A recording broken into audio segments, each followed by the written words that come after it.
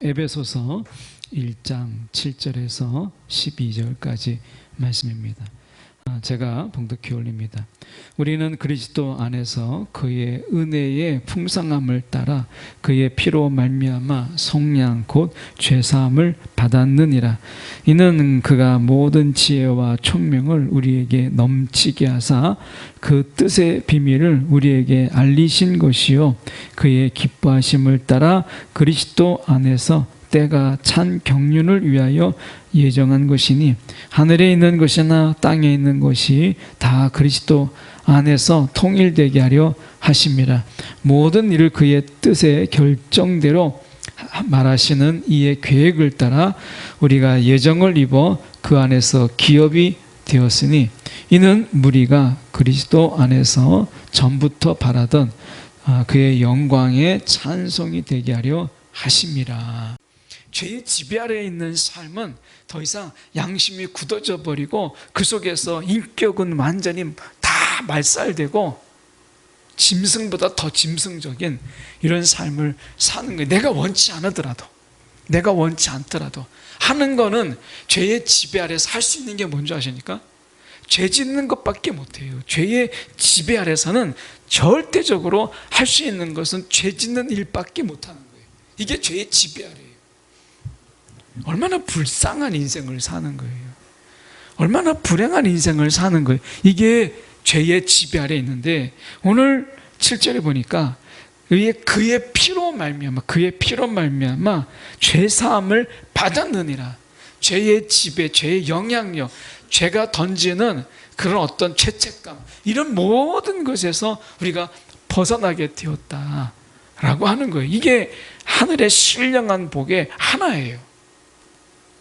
우리가 이 죄의 지배 이 안에서 벗어났다라고 하는 것, 이게 이제 자유가 되었다는 것. 진리가 너희를 자유케 하리라. 우리가 자유함을 얻었다는 것. 죄사함 속에서 우리가 자유함을 얻었다. 이게 얼마나 감사한 일이에요.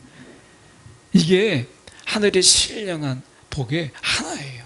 우리는 이 복을 받았어요. 사실 이 하나만으로도 우리는 막 춤추고 노래하기에 충분해요.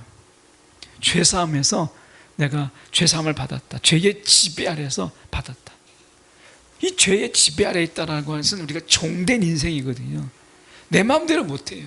죄가 시키는 대로, 내가 아무리 원치 않더라도 죄가 우리 가운데 시키는 대로, 지시한 대로 또 다른 죄를 지으며 살아가는 것, 이게 우리의 원래 삶이었어요.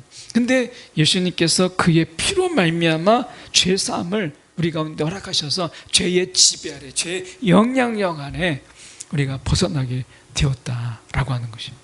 성경에 보면 귀신 들린 자가 어떻게 공중 무덤가에 있어서 거기에서 자기를 자해하고 마치 사람인데 들짐승처럼 공중 무덤에서 사는 거예요. 자기를 자학하고 자기를 어떻게 보면 자기에 대해서 자기를 말살해 나가면서 자기가 자기를 파괴하면서 살아가는 인생이에요. 얼마나 불쌍한 인생이에요. 자기 자신이 사랑해도 부족한데 자기 자신을 파괴하고 파멸하면서 살아가는 그런 귀신 들린 자. 죄의 지배도 마찬가지예요. 죄의 지배 속에 있는 사람들은 결국 자신의 파멸로 이끌어가요. 자신을 사랑할 줄 모르고 자신을 아낄 줄 몰라요.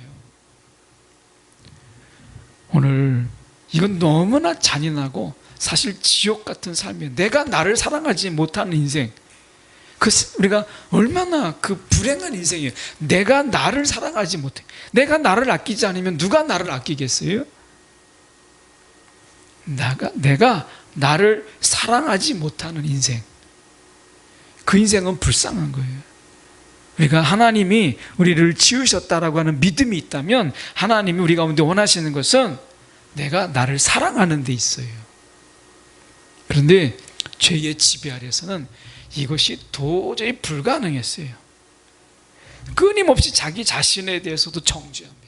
아니, 더 철저하게 정죄하죠. 그래서 자기 자신에 대해서 더 철저하게 정죄함으로 인해서 자신을 용서할 줄 모르는, 자신을 채찍질하는 인생, 얼마나 피곤하겠어요. 거기에서 우리가 노임을 받았다. 이게 복입니다. 이게 복이에요. 그래서 예수 그리스도께 우리의 죄를 다 구하고 그분의 사함을 받는다라고 하는 것, 이거는요, 우리가 스스로 죽었다 깨어나도 못하는 건데 예수께서 그 길을 열어놓으신 거예요. 그래서 사도 바울은 7절 앞에 그의 은혜의 풍성함을 따라, 이게 예수 그리스도의 그 무한하신 은혜예요. 우리가 죄사함을 받았다라고 하는 것, 이거는 그분의 은혜로 우리 가운데 일어나는 일이에요. 이것이 얼마나 감사한지 몰라요. 8절에 보면 이는 그가 모든 지혜와 총명을 우리에게 넘치게 주사, 꾸짖지 아니하시는 하나님께서 우리 가운데 지혜를 구하고 총명을 구하면 우리 가운데 넘치게 우리 가운데 주신다는 거예요. 우리의 이 한국 초대 교회사를 보면 그때는 어떻게 보면 마음대로 학교 가지도 못하고 그래서 다들 배우기가 어려운 때에 있었잖아요. 그런데 믿음의 선조들이 얼마나 지혜로웠는지요. 얼마나 지혜롭고 그리고 얼마나 하나님을 깊이 사랑하는지 아마 지금 우리들이 흉내조차도 내기 어려운 그런 믿음과, 그리고 어떻게 보면 그들이 이 하나님의 말씀 앞에서 그가 살아내려고 하는 이런 지혜와 총명이 얼마나 넘쳐나는지 몰라요. 그래서 성경에도 보면 그 모든 지혜와 총명을 우리에게 넘치게 하사 이렇게 말씀하죠. 그래서 우리가 생각해 보세요. 하나님께서 그 엄청난 지혜를 주셔서 예수 믿는 분들이 다른 사람들에게 본이 되고 하는 것을 우리가 보게 되잖아요. 그러니까 두 번째로 우리가 하늘의 신령한 복을 주신다라고 하는 것은 우리가 다르게 보면 하나님의 아들이 되었다. 하나님의 아들이 되었다. 이게 하늘의 신령한 복이에요. 그래서 말씀에 우리가 보면 이렇게 말씀하잖아요. 9절에 보시면 그 뜻의 비밀을 우리에게 알리신 것이요 그의 기뻐하심을 따라 그리스도 안에서 때가 찬 경륜을 위하여 예정한 것이니. 우리가 지난 시간에 봤잖아요. 예정. 하나님께서 우리 가운데 이미 자녀가 될 것을 하나님께서 택하셨어요. 하나님께서 택하셨어요. 우리가 하나님의 자녀 될 것을 택하셨고, 그리고 우리 가운데 지금 9절처럼 그리스도 안에서 때가 찬 경륜을 위하여 우리 가운데 예정하셨다. 어떤 어려움이 있어도 하나님이 반드시 우리 가운데 그렇게 되도록 하시는 하나님의 의지를 예정이라고 하거든요. 하나님이 우리를 택하셨어요. 하나님의 자녀로 택하셨어요. 택하신 그 하나님이 우리를 버리거나 아니면 우리를 하나님께서 외면하고 모른 척하고 절대 그렇게 하지 않으세요. 그 택하신 분이 곧 예정하신 분이라는 거예요. 이 예정은 하나님의 의지예요. 하나님의 의지. 그래서 방해가 있고 회방이 있고 환경이, 처지, 여건 이런 것들이 다 불리하게 지나가더라도 하나님이 반드시 그로 인하여 하나님이 뜻하신 일을 이루시는 하나님의 의지를 예정이라고 하잖아요. 그러니까 하나님이 택하셨어요. 택하셨는데 하나님의 의지가 없고, 하나님이 택하셨는데 하나님의 그런 지속적인 의지가 없을 때 어느 순간에 우리는 버려질지 모르는 거예요. 하나님의 택하심을 물을 수도 있잖아요. 그런데 하나님은 어떤 분이세요? 택하신 그분은 예정하신 분이세요. 오늘 말씀하시잖아요. 9절에 바로 그 말씀입니다. 그리스도 안에서 때가 찬 경륜을 위하여 예정하신 것이니, 억지로 하지 않으셨습니다. 기뻐하심을 따라 우리가 그리스도 안에서 때가 찬 경륜을 위하여 예정하셨다. 이렇게 말씀하세요. 오늘 우리 가운데 우리가 살아가는 이 시간들은 그리스도 안에서 우리가 경륜을 위하여 예정된 이런 시간들을 우리가 살아가는 것이죠. 그래서 우리의 삶이라고 하는 것은 이 특권이 너무나 분명한데, 우리가 보면 12절에 보시면 우리가 그리스도 안에서부터 전부터 바라던 그 영광의 찬송이 되게 하려 하십니다. 이렇게 말씀하셨어요. 하나님이 우리 가운데 영광과 특권을 우리 가운데 주셨는데 우리가 11절을 보십시오. 11절에 보시면 모든 일을 그의 뜻의 결정대로 일하시는 이의 계획을 따라, 모든 일을 그 뜻의 결정대로 우리가 일하시는, 우리는 그렇게 못하잖아요. 그런데 하나님께서는 그 뜻의 결정대로 일하시는 이의 계획을 따라 우리가 예정을 입어 그 안에서 기업이 되었다. 하나님의 예정이 우리 가운데 그냥 쓱 한번 보고 이렇게 하는 게 아니었다라고 하는 것을 말씀합니다. 이 11절을 우리가 이 세 번역으로 제가 번역해서 우리가 번역된 것을 봉독해 보려면, 하나님은 그리스도 안에서 우리를 상속자, 여기서 기업이 되었다, 그리스도 안에서 기업이 되었다라는 말을 세 번역에서는 우리를 상속자로 삼으셨다. 이것은 모든 것을 자기 원하시는 뜻대로 행하시는 분의 계획에 따라 미리 정해진 일이다. 미리 정해진 일이다. 이렇게 말씀했어요. 그러니까 우리가 이 모든 것을 하나님의 뜻대로 우리가 행하시는 분의 계획을 따라 이렇게 말씀합니다. 그러면서 우리는 어떻게 했어요? 예수 그리스도 안에서 상속자가 되었다. 상속자. 아브라함에게 하나님이 약속하신 복, 하나님이 그 약속하신 복을 우리는 아브라함에게 주어졌지만 이것이 이제 우리는 상속자이기 때문에 아브라함에게 주시고자 했던 모든 복이 이제 내 것이 되는 거예요. 하나님이 우리가 그 약속을 우리 가운데 주셔서 이것을 상속자로 삼으셨다는 거예요. 상속자로. 저와 여러분을 상속자. 물론 이제 그러니까 인간 세상의 삶이 다 똑같진 않아서 어떤 분은 이 상속이 부채만 남는 경우도 있죠. 그래서 아무것도 받은 게 없는데 그 아버지의 부채, 이 부채만 그대로 끌어안는 그런 사람도 있더라고요. 근데 하나님이 우리 가운데 상속자 삼았다라는 것은 하나님이 이 세상에 빚진 모든 것, 이것을 우리 가운데 그대로 네가 받아라, 이렇게 하지 않으셨어요. 오늘 하나님께서 상속자가 되었다, 우리를 상속자 삼으셨다라고 하는 이것은 우리 가운데 분명히 복이에요. 하나님께서 우리 가운데 그 복을 받을 수 있도록 아브라함에게 주신 복에 우리는 상속자입니다. 그래서 아브라함의 복을 그대로 받아요. 다윗에게 주었던 하나님의 언약과 복, 이것이요 다 저와 여러분의 것이에요. 상속자가 우리예요. 우리. 그러니까 그대로 받는 거예요. 이게 그러니까 아브라함에게 하나님께서 약속하셨던 것의 상속자, 다윗에게 약속하셨던 그 약속의 상속자, 그리고 많은 선지자들을 통해서 하나님 약속하셨던 그것의 상속자, 예수께서 이 땅에 오셔서 말씀하시고 약속하신 모든 이것에 우리가 유업을 받을 자가 되었다라고 하는 거예요. 그러니 우리의 복이 얼마나 크겠어요. 우리가 사실 그 안에서 우리가 다 누리지도 못할 만큼의 엄청난 그런 하나님의 특권과 하나님이 우리 가운데 선물처럼 주신 것들이 너무 많다는 거예요. 그래서 말씀에 우리가 다시 가서 11절 하반절에 보면 우리가 예정을 입어 그 안에서 기업이 되었다, 상속자가 되었다. 상속자가. 우리가 어느 순간에 전혀 몰랐는데 우리에게, 저와 여러분에게, 여러분 앞으로 정말 어마어마한 상속이 우리 가운데 이제 받을 자로, 그 유업 받을 자로 우리가 누군가가 알려줬다면, 변호사들이 알려줬다면, 전혀 그 땅이 있는지도 모르고 살았는데 어마어마한 땅을 이제 유언에 따라서 우리가 상속받는다고 생각을 해보세요.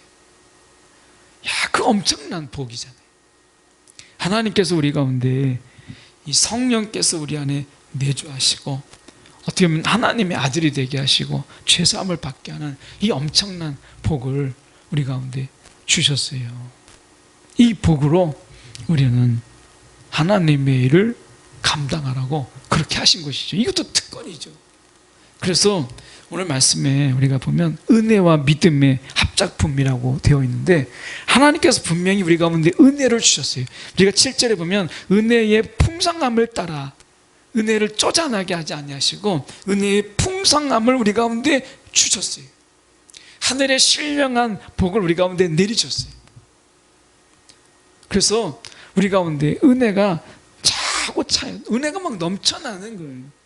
그런데 우리가 그 은혜를 가지고 뭔가를 결실하는 것, 이건 믿음입니다. 그래서 12절에 보시면 이는 우리가 그리스도 안에서 전부터 바라던 그의 영광과 찬송이 되게 하려 하십니다. 이렇게 말씀합니다. 그러니까 지금 우리가 바라던 그 영광의 찬송이 되게 하려 하십니다 라고 하는 부분에서 우리가 전부터 바라던, 이렇게 말씀하요. 전부터 바라던 그 영광과 찬송이 되게 하려 하십니다. 이게 하나님께서 하늘의 문을 여시고 그들에게 복을 주시고자 하시는 이유예요. 이게 하나님이 원하시는 이유예요. 그래서 저와 여러분을 통해서 그의 영광이 찬송이 되게 하려 하십니다.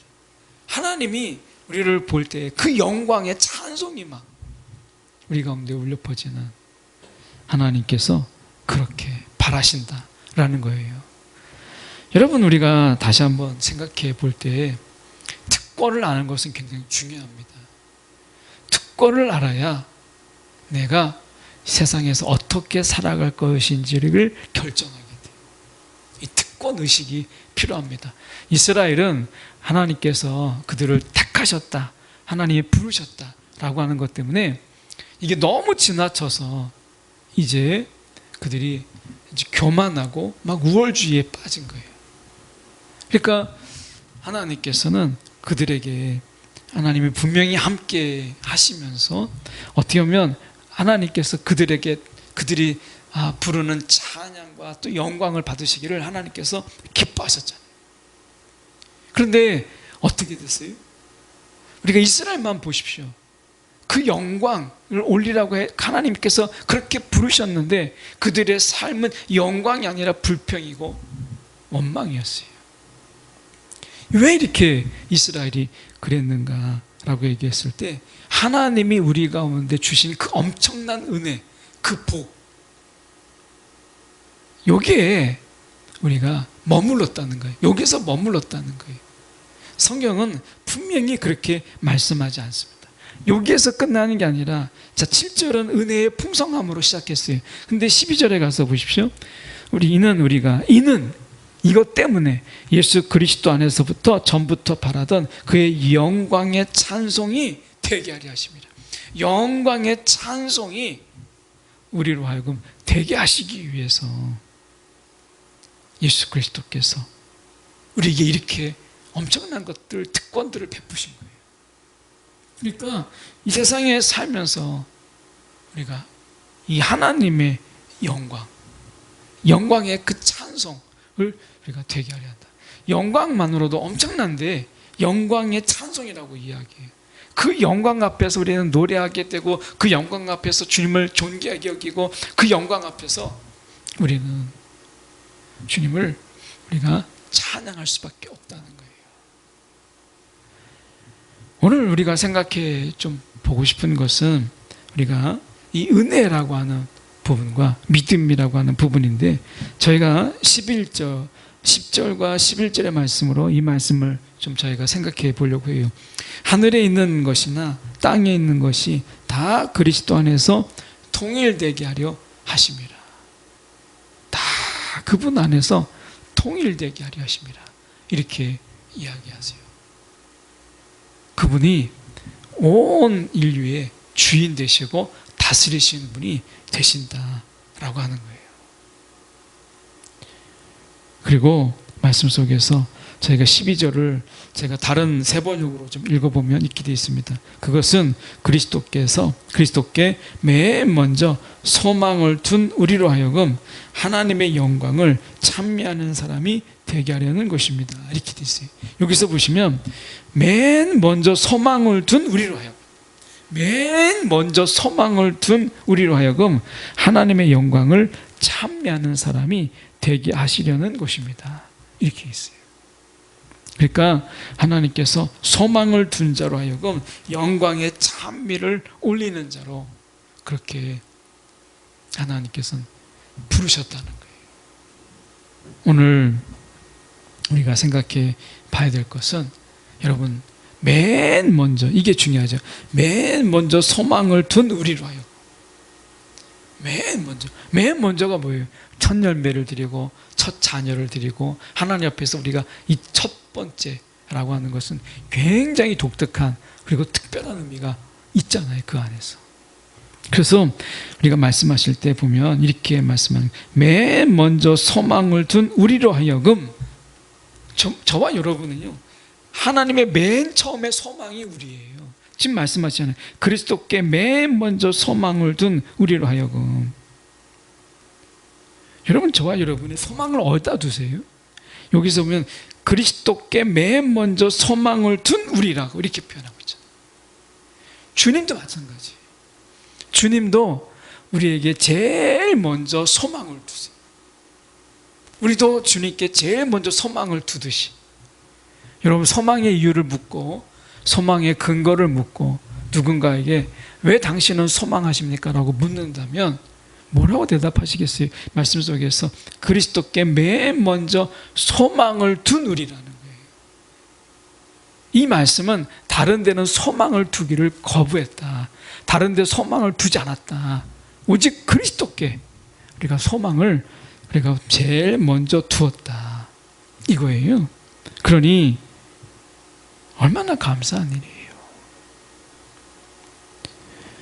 믿음이라고 하는 은혜가 있고 믿음이라고 하는 부분을 저희가 본다면, 우리가 믿음의 내용들을 우리가 하나씩 좀 우리가 살펴본다면은 바로 이런 거 아니겠어요?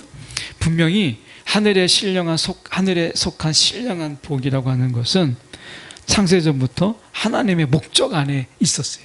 이 목적은 뭐겠어요? 우리가 12절에 그의 영광이 영광의 찬송이 되게 하는 것, 영광의 찬송이 하나님이 우리 가운데 두신 하나님의 목적이에요.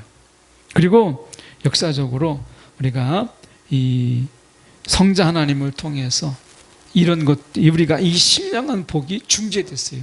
그리고 성령 하나님에 의해서 우리가 적용하게 하셨어요. 그러니까 우리가 하나님의 목적 안에 있고, 그리고 성자 하나님의 어떤 그 속에서 중재함이 있고, 그리고 적용이 성령에 의해서 적용되게 하셨다라고 하는 거예요. 이게 뭐겠어요? 은혜로 끝나지 않고 그 은혜가 반드시 우리 가운데 믿음의 삶, 믿음의 결실을 거둘 수 있도록 하시는 삼위일체의 사역이잖아요. 우리는 하나님의 은혜로 시작했어요. 은혜로 우리가 하나님을 알게 되었고, 은혜로 하나님의 자녀가 되었고, 은혜로 성령이 우리 안에 거하게 되었고, 은혜로 우리는 하나님의 자녀가 되었잖아요. 다 알고 보면 다 은혜예요. 은혜가 아닌 게 어디 있어요? 그런데 이 모든 은혜를 통해서 하나님이 바라시는 게 뭐겠어요? 하나님이 이 모든 은혜를 우리 가운데 이런 복, 죄사함을 받고 하나님의 자녀가 되고 성령이 우리 안에 내주하심으로 우리 가운데 이런 엄청난 복을 우리 가운데 주시고, 이것을 또 모자라서 성자와 성부와 성령의 간섭 속에서 이런 은혜들이 우리 가운데 더욱더 분명해지도록 하신 것이잖아요. 그렇다면 하나님이 이 모든 것을 통해서 우리 가운데 원하시는 하나님의 뜻, 이거 뭐겠어요? 그게 12절이에요. 이는 우리가 그리스도 안에서 전부터 바라던 그 영광의 찬송이 되게 하려 하십니다. 아까 세 번역으로 본 것처럼 그것은 그리스도께 맨 먼저 소망을 둔 우리로 하여금 하나님의 영광을 찬미하게 하는 것이다 라고 하는 것이에요.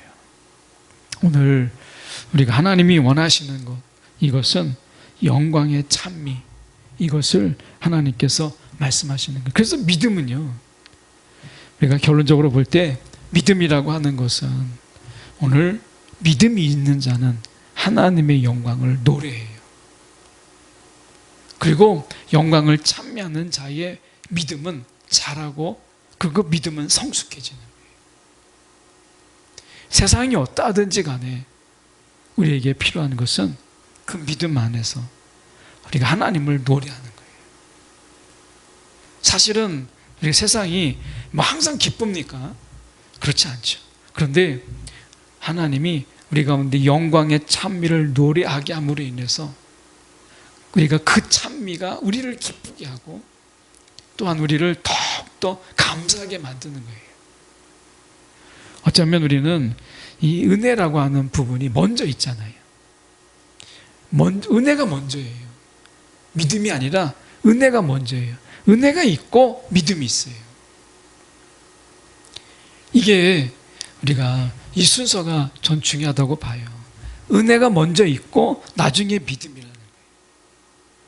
내가 믿음이 약해질 때 은혜를 바라보세요. 내가 믿음이 흔들릴 때 우리 가운데 은혜를 바라보세요. 그러면 믿음이 굳건해지고 믿음이 흔들리지 않고 그 믿음 속에는 노래가 나와요.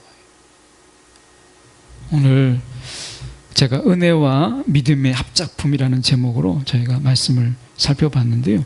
우리가 이 시대에 믿음을 보기 전에 은혜를 좀 봤으면 좋겠다. 은혜. 하나님이 우리 가운데 얼마나 그 풍성한 은혜를 우리 가운데 주셨는가 라고 하는 거예요. 그러면 믿음이 보입니다. 은혜를 보지 않고 믿음을 보려고 하니까 내가 가진 믿음이 너무 작게 느껴지고 믿음이 없는 것처럼 보이고 그러는 거죠. 오늘 은혜에 의해서 믿음을 보자. 믿음이 보이지 않을 때 오늘 함께 말씀 살펴봅니다.